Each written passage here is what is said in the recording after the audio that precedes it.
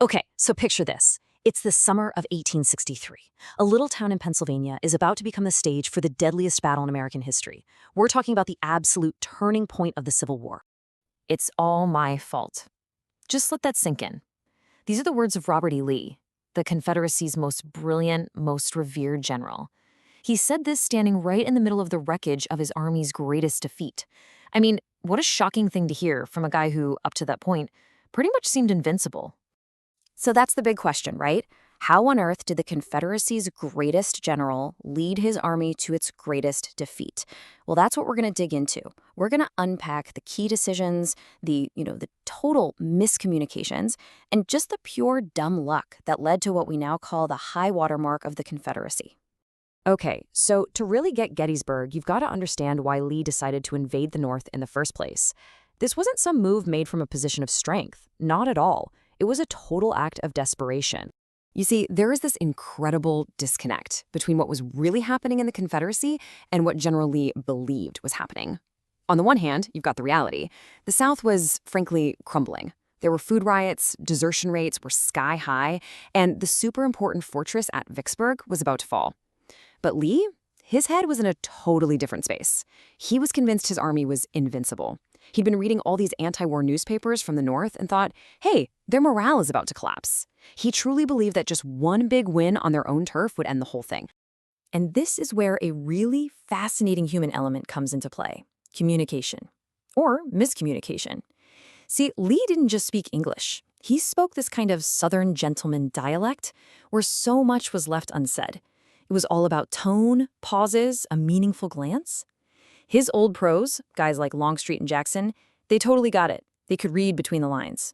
But his new commanders, Ewell and Hill, nope, they just couldn't hear the orders that were hidden in the pauses.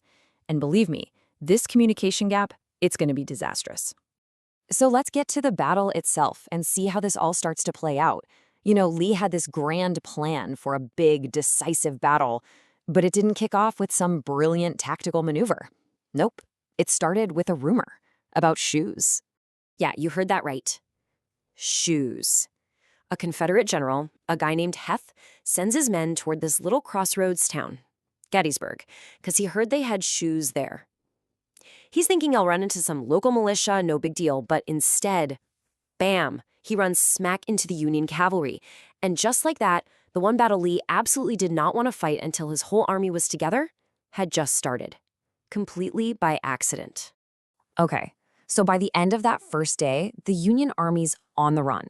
They're falling back to this really strong high ground south of town, including this critical spot called Cemetery Hill. Lee sees this huge opportunity and gives this order to General Ewell. Now really listen to the wording here, especially that last little bit, if he found it practicable. And here's where that communication thing comes back to bite them. Ewell, he's a guy who's used to getting very specific commands. So he looks at the hill, he looks at his totally exhausted men, and he decides, you know what, this isn't practicable.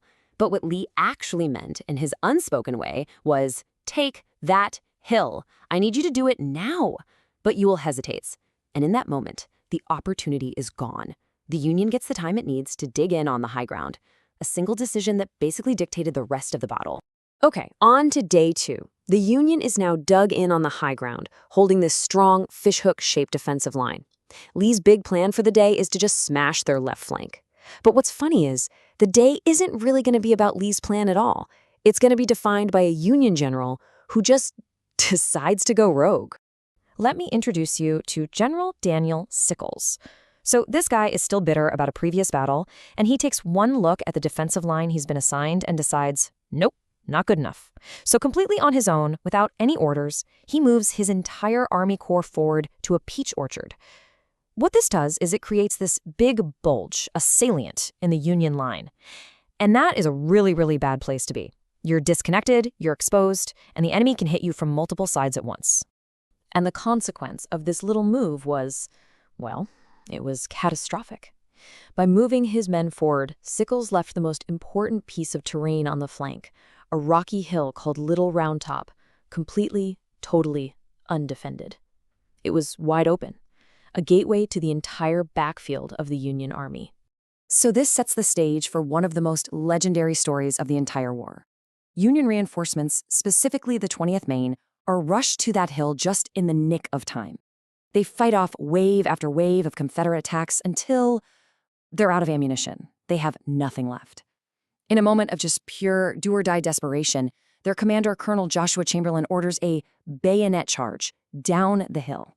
And you won't believe it, but it actually works. It completely shatters the attack and saves the entire Union flank. Just an unbelievable moment. All right, we're at day 3, the climax. After 2 days of just absolutely brutal back-and-forth fighting, Lee is convinced the Union Army is right on the edge of breaking. Just one more good push, he thinks. So he decides to forget the flanks. He's going to aim one last massive all-or-nothing blow straight at the center of their line. So, to soften him up, Lee plans a show of force that nobody in this war has ever seen before. He gathers pretty much every single cannon he has, we're talking about 170 guns, and lines them up. The plan? Pulverize the Union center until there's nothing left, before his infantry even takes a single step. For almost 2 hours, the entire battlefield just shook. People said it was the loudest sound ever made by man on the North American continent. The goal was simple. Just completely obliterate the Union guns and the soldiers behind them.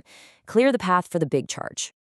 Except it was a spectacular failure. The smoke was so thick the Confederate gunners couldn't see a thing. Most of their shells just sailed harmlessly over the heads of the Union troops and landed way in the back. And get this, the Union artillery commanders were smart. They had their guns stop firing one by one to trick the Confederates into thinking they were being knocked out.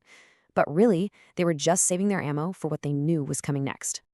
So Lee thinks the way is clear. His general, Longstreet, who hated this idea, reluctantly gives the order to attack. And so about 13,000 men start marching across a mile of open field. A mile, straight into the face of a waiting and very much intact Union defense. The results? It was a massacre. In less than an hour, they took something like 50% casualties. Just devastating.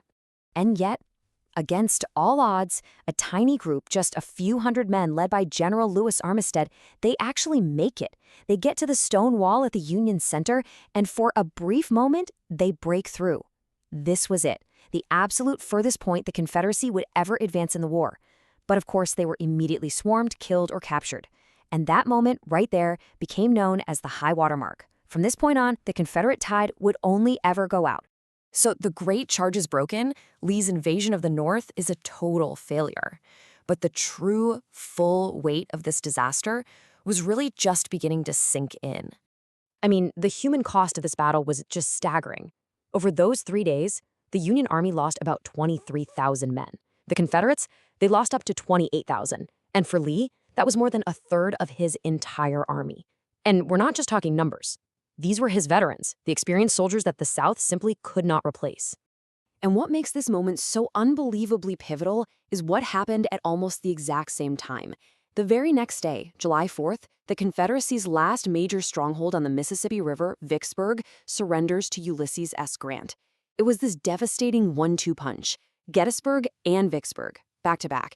It basically ended any realistic chance the South had of winning the war or getting help from other countries.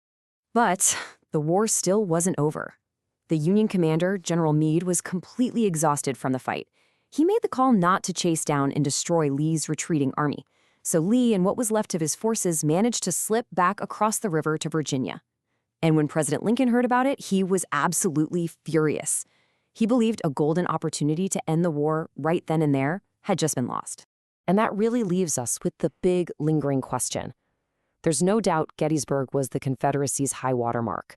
But was the Union's failure to finish off Lee's army right after the battle the war's greatest missed opportunity?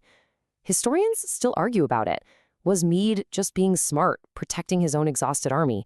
Or was it a massive blunder that unnecessarily dragged out the war for 2 more incredibly bloody years? It's something to think about.